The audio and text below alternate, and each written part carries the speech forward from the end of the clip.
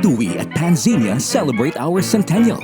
Join us as we take a trip to 100 years down memory lane. 100 years ago, an academician founded a brotherhood of young men who believed in the establishment of higher standards and ideals of business ethics. It envisioned men who would reach the highest echelons of career and power, but remains faithful to the needs of humanity. On September 23, 1923, a professor at the University of Washington, Dr. Macy Skinner, founded the Philippine Alpha Chapter in the University of the Philippines. Along with professors of the School of Business Administration, Professor Fermin Tecson Francisco was designated as the first local advisor and well known in the fraternity's history as the Grand Old Man of Xenia Philippine Alpha Chapter.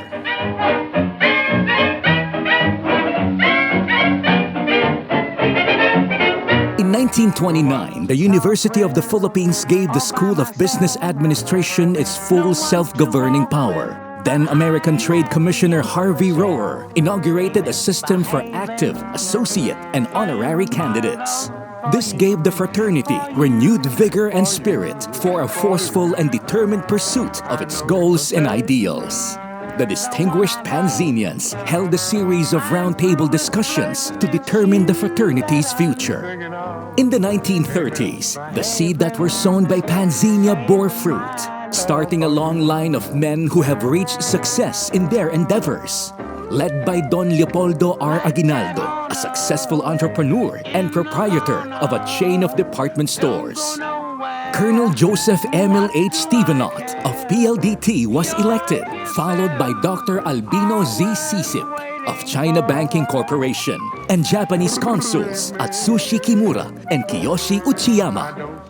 Years later, Dr. Carlos P. Romulo first entered the fraternity in the Seattle, Washington chapter, was also inducted as honorary member at the Casino Espanyol. 2 years later, Jan H. Marsman of the Great Marsman Interests was taken in as honorary member. In 1939, the Philippine Beta chapter was established by Fermin Tecson Francisco, Leonidas Virata, Jose Palma, Alberto Vergel de Dios, Jose Lazaro, and Governor Raul Garcia at Silliman University. The first governor was Captain Isaac Ezeta Jr.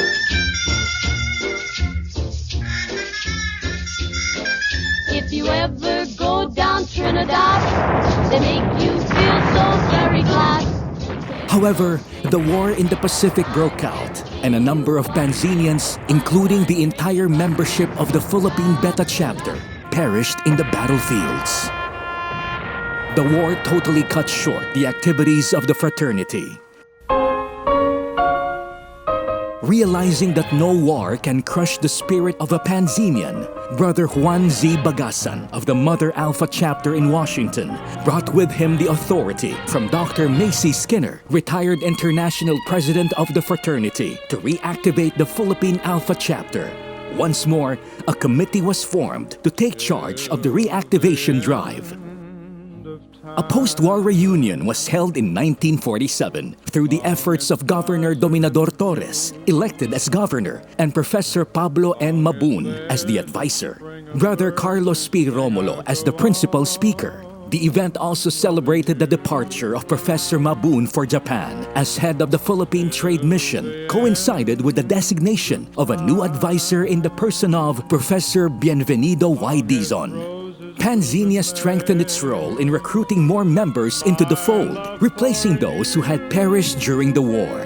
Others were elevated to higher ranks of membership, like Gil Huco Puyat and Miguel Escuaderno Sr., who was then Secretary of Finance. On February 1948, a reception and dinner dance was held to celebrate a successful year of revival with Ambassador O'Neill and Carlos P. Romulo as guests of honor. Xenians, young and old, took time out from their serious affairs and activities to relax and refresh their fraternal ties, leaving the bitter memories of the war behind them. After 25 years, the fraternity's Silver Jubilee was held at the Manila Hotel. Governor Amado A. Castro, who later became the Dean of the UP School of Economics, spearheaded a conference with brothers Elpidio Quirino, who would become President of the Republic, and Brother Miguel Escuaderno Sr. as principal speakers. Panzenians of different fields of endeavors led the conference and panel discussion. The Silver Jubilee celebration was highlighted with testimonial dinners honoring Panzenians who brought home pride to the fraternity. After representing international conferences and meets abroad, in 1949, Brother Carlos P. Romulo was elected as President of the UN General Assembly. Brother Miguel Cuaderno Sr. was appointed Governor of the Central Bank, a position that's seemingly common for fellow Panzenians. Brother Andres V. Castillo, Brother Alfonso Calalang, Brother Gregorio S. Licaros, and Brother Jaime C. Laya. Then as now, several Panzenians serve in various capacities in the Central Bank. The 50s mark another successful decade for Panzenia under the leadership of Onofre D. Corpuz, who later became Minister of Education, Culture and Sports and President of the University of the Philippines. As governor, the Philippine Alpha Chapter was lauded by Dr. Macy Skinner, then International President of Panzenia. Dr. Skinner cited the Philippine Alpha Chapter. April 1950, the officers of the fraternity unanimously elected brothers Renato Sabater as governor and Cesar E. A. Virata, who became Prime Minister, and Minister of Finance as Vice Governor. Brother Andres V. Castillo was reacclaimed as chapter advisor. Brother Romulo was recognized as Panzenian of 1949 for his achievements in the UN General Assembly and in the SEAU. He brought more glory to the fold when he was appointed Minister of Foreign Affairs. The acceptance and induction of President Elpidio Quirino as the 7th honorary member of the chapter on October 20, 1950 established another precedent in the history of Panzenia. In 1951, Dr. Amado A. Castro brought more honors to the Philippine Alpha Chapter when he was elected International Vice President of Panzenia. The succeeding years saw Panzenia actively engage in the promotion of its ideals, particularly focusing on the economic problems and development of the country. In 1955, Panzenia made a historic first by giving recognition to companies and individuals who made valuable contributions to the development of the Philippine economy, particularly in the field of foreign trade. Under the leadership of Brother Leopoldo Clemente Jr. of Clemente Capital fame, a symposium was held with the ambassador of the Federal Republic of Germany, the Chargé d'Affaires of Israel, and Brother Hil Huko Puyat as speakers. The annual reunion and ball was held the next day with a radio coverage, Radio Time, courtesy of Brother Emerson Coseteng at the Camp Murphy Central Club.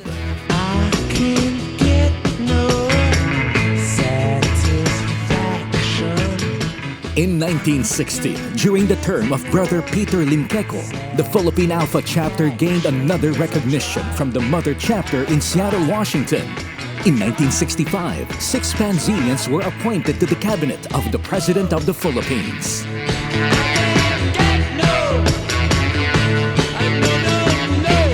In 1967, another 3 outstanding Panzenians were appointed to the cabinet. Governor Almarin C. Quilla led the honors for our esteemed gentlemen.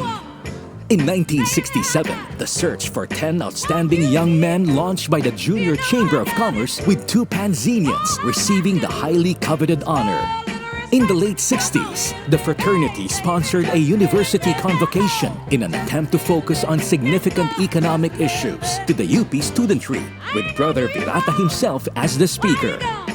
The fraternity sponsored a series of convocations and open fora featuring issues having major business and economics importance in 1969. Governor Brother Edward D. presented to the resident members the amendment made to the charter of the Philippine Alpha Chapter. The 70s was characterized by a torrent of youth movement and the rise of student power. The fraternity remains true to its commitment to propagate business ethics and goodwill. Brother Rolando C. Ramirez was the governor of this era when Philippine-made products and businesses were promoted. During the term of Brother Willie To Lambenco, the fraternity further renewed to generate interests in business and economics, focusing on small-scale industries and export trade. With the road to the Golden Jubilee celebrations underway, Xenia decided to not only focusing on parties and fellowship. Governor Brother Victor F.B. Ventura made sure a series of meetings were held to discuss economic problems and development needs of the country. Under the meticulous leadership of Governor Eduardo R. Alvarez, a convention with the theme, Continuing Commitment to National Development Through Foreign Trade, was tackled. For 50 years, Xenians triumphantly led the business sector and other industries, keeping faithful to their business ethics and goodwill. The years that followed saw the fraternity's active involvement in sports, academic tournament, symposia, exhibits, and seminars tackling the economic and business issues of the day. 1981 was another year of high achievements for the Xenians. In March that year, Brother Jaime C. Laya assumed the Central Bank governorship, a post previously held by a Xenian, Brother Gregorio Licaros Sr. Brother Manuel S. Alba assumed the post of Minister of Budget. It was in this event, likewise, that the Xenia Foundation was first established. Brother Cesar E. A. Virata became the first Prime Minister and Chairman of the Executive Committee under the new parliamentary type of government. The Diamond Jubilee year of Xenia marked its 60th year of existence under Governor Raymond Azcarate to celebrate another milestone in the history of the fraternity. The succeeding years highlighted the growing discontent among our countrymen. We saw the changing of guards at Malacanang, with Ferdinand Marcos finally reluctantly giving away to a new regime under Corazon Aquino, who took under her wing a roster of illustrious Xenians. New projects were initiated and conducted, among them the Xenia Open, an inter-organization basketball tournament.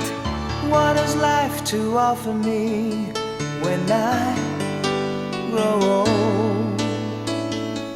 What's there to look forward to beyond the biting cold? They say it's difficult, yes, stereotypical. What's there beyond sleep, eat, work, and this cruel life? The anti-hazing law was passed in late 1995 to curb similar events in the future. Despite this, the fraternity under the able leadership of Governor Robert David B. Almero was still able to maintain its roles and activities, while Governor Rudyard S. Arboleda successfully led the projects of the fraternity. Through the efforts of Brother Benedicto Mendoza, Dr. Henry Kissinger, former U.S. Secretary of State, accepted the fraternity's invitation to speak before an audience composed of business and political luminaries at the Manila Hotel. Brother Governor Arnel F. De Jesus, a partner of SGV and Company, was welcomed as the chairman of the Xenia Foundation.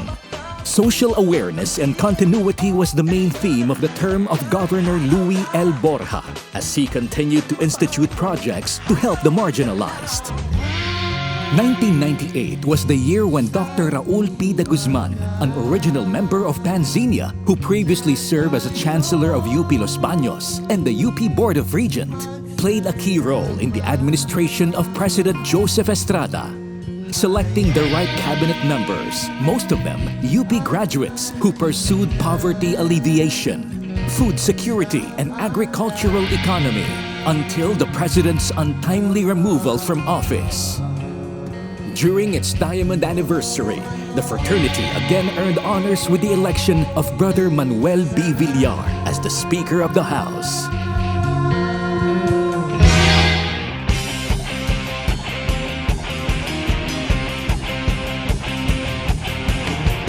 Tama, walang nagdaganat, sama-samang hahanapin ang liwanagan. In 2006, another Panzinian brought glory to the fraternity, bringing with him a story that mirrors the life of millions of Filipinos. He rose to become the third most powerful man in the country. Brad Manuel Villar Jr. became the 20th Senate President of the Republic. Huwag kang bibitiw bigla, huwag kang bibitiw bigla. Higpitan lang ang iyong kapit, maglalayag patungong langit. Generations of Panzinians have come and gone, yet we never cease to honor our fraternity by passing on to our members the guidance that has molded so passionately and meticulously by those who came before us. Gratefully, we have lived our lives in excellence, achieved with the highest conduct of integrity, and it is in our hearts to bring you, the Millennials and Gen Zs, to enjoy the contentment of serving others in the field of business and international trade. Now is the time for you to write our country's destiny, and rest assured, we will always be here to uphold the Panzinian spirit. Long live Panzinia! We are the dreamers, we make it happen. Guess we believe it.